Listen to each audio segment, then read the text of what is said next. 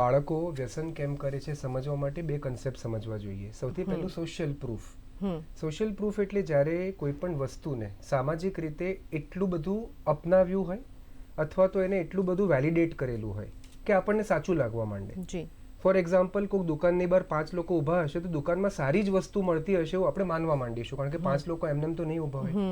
આજે જ્યારે social media ઉપર ઘણા બધા લોકો એડિક્શનના સબસ્ટન્સીસ રિલેટેડ પોઝિટિવ પોસ્ટ મૂકતા હોય છે કે કઈ રીતે વ્યસન સારું છે, આ તો રિલેક્સ કરશે તમને, તમારું પરફોર્મન્સ વધારશે, અને જ્યારે આના ઉપર નંબર ઓફ લાઇક્સ, આના શેર, આના ઉપરના કમેન્ટ્સ એ કોઈ પણ એક યંગસ્ટર ખૂબ બધા જુએ તો એને એક સોશિયલ પ્રૂફ મળી જાય છે કે આ એક આખો કન્સેપ્ટ હતો અને એને લગભગ હજારો લાખો લોકોએ વેલિડેટ કરેલો છે.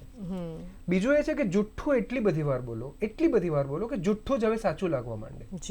આજે વ્યસનના માર્કેટની અંદર અવેરનેસ ફેલાવતા લોકો કે ઓર્ગેનાઇઝેશન કરતા એના વિશે ખોટું બોલી અને એને ગ્લોરીફાય કરતા, એટલે કેટલા સારી વસ્તુઓ છે એ બોલતા લોકો એટલા વધારે છે અને એમને સપોર્ટ એટલો બધો મળી જતો હોય છે કે જુઠ્ઠું જ લોકોને સાચું માનવા લાગે છે.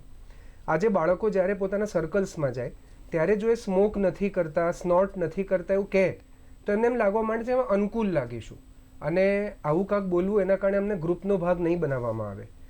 એટલે બાળકો પોતાના એક્સેપ્ટન્સ માટે પોતે સોશિયલ પ્રૂફમાં લીધેલી ખોટી ઇન્ફોર્મેશનને સાચી માનીને આ બધી વસ્તુ માટે જલ્દી પડી જતા હોય છે કે એમને જો એમ ખાલી સમજાવવા જાઓ કે આ છોડી દેતું તો એ છૂટી નથી જતું, કારણ કે વ્યસન એ તમારા બ્રેનના રિવોર્ડ પાથવે એટલે આનંદ આપતા પાથવેને કેપ્ચર કરી લે છે અને બાળકોને પછી આ વસ્તુ એમના પ્લેઝર કે આનંદ માટે વારંવાર કરવા જોઈએ.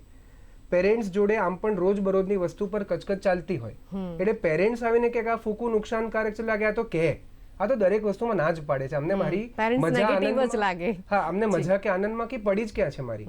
સો આના કરતાં વધારે બ્રોડર ડાયલોગ પેરેન્ટ્સ કરતાં શીખે એ પણ આપણે શીખવું પડશે અને બાળકોને આપણે અવેરનેસના ઇન્સ્ટ્રુમેન્ટ્સ વધારે આપીએ રાધર ધેન એમને ગેરમાર્ગે દોરી જનારી પોસ્ટ.